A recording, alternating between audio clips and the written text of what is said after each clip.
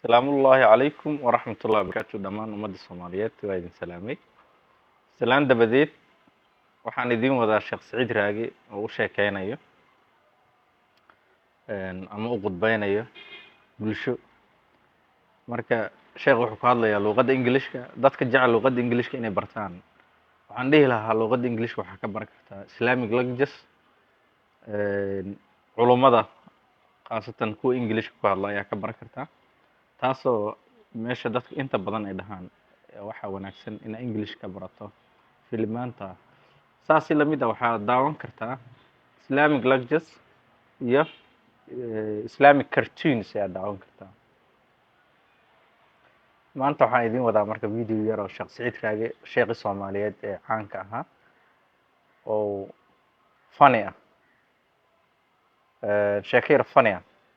marka sheekaas waxay dhex maree sheekha oo khudbo akhrinayo ayaa waxaa soo dhex gelaya waxa uu ka sheekeynaa sheekha marka hore wuxuu ka sheekeynaa Allah subhanahu wa ta'ala ragga kuwa jannada galay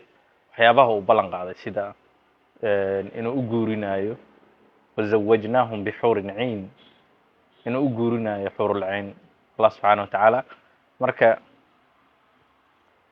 ragga waxay focus ka saarayaan ayuu leeyahay sheekha dumarka ma saxanayo oo sheekha marka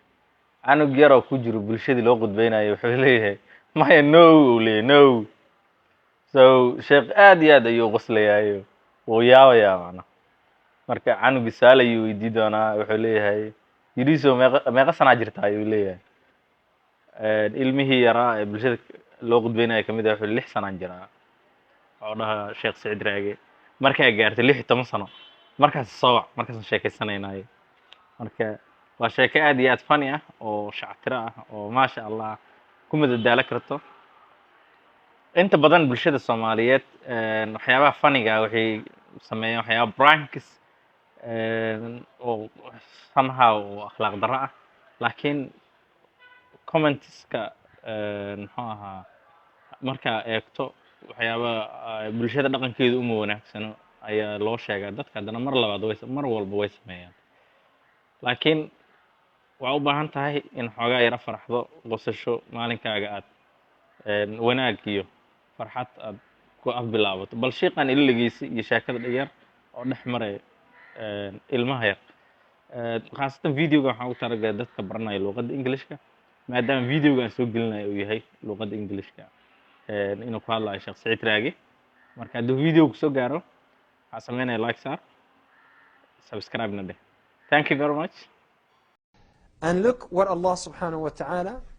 said about the men who will go to Jannah. يقول وَزَوَّجْنَاهُمْ بِحُورٍ عِينٍ and we married them and we give them wives from حور العين. See, men, their focus is women. No. Am I right?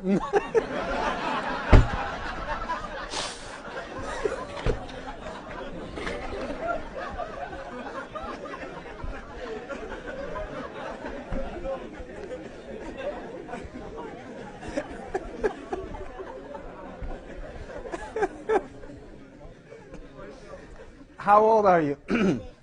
He's 6. Call me when you're 16.